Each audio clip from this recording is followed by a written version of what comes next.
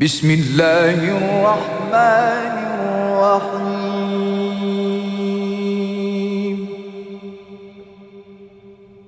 سبح اسم ربك الأعلى الذي خلق فسوى والذي قدر فهدى والذي أخرج المرعى فجعله غثاء أحوى سنقرئك فلا تنسى إلا ما شاء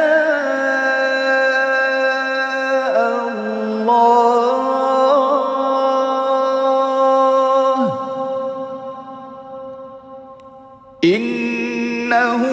يعلم الجهر وما يخفى ونيسرك لليسرى فذكر إن نفعت الذكرى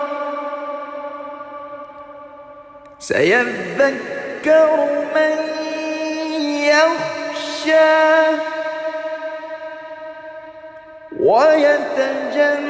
ويتجنبها الأشقى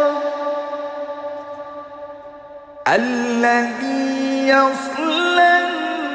النار الكبرى ثم لا يموت فيها ولا يحيا قد أفلح من تزكى وذكر اسم ربه فصلى بل تؤثرون الحياة الدنيا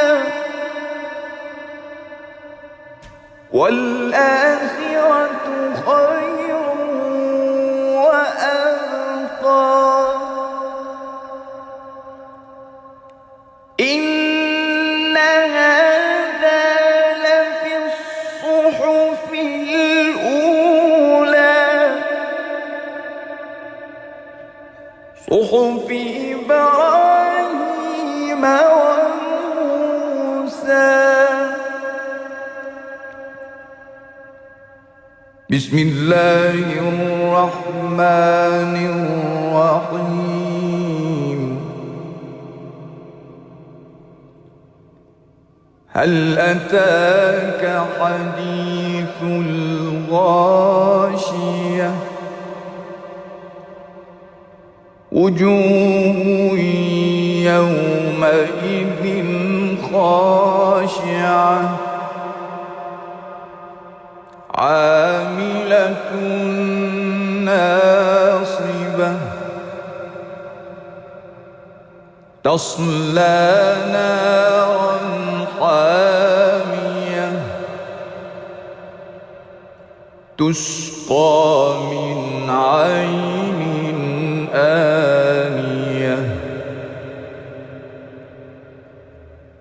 ليس لهم طعام إلا من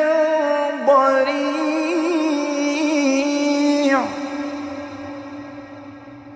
لا يسمن ولا يغني من جوع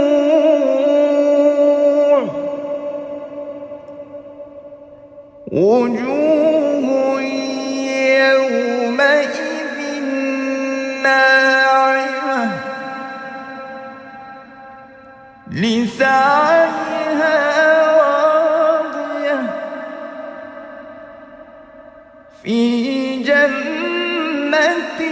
عالية لا تسمع فيها لاغية فيها عين جارية فيها سرر مرفوعة وأكواب موضوعة ونمارق مصفوفة وزرابي مبثوثة أفلا ينظرون إلى الإبل كيف خلقت وإلى السماء كيف رفعت وإلى الجبال كيف نصبت وإلى الأرض كيف سطحت فذكر إنما أنت مذكر لست عليهم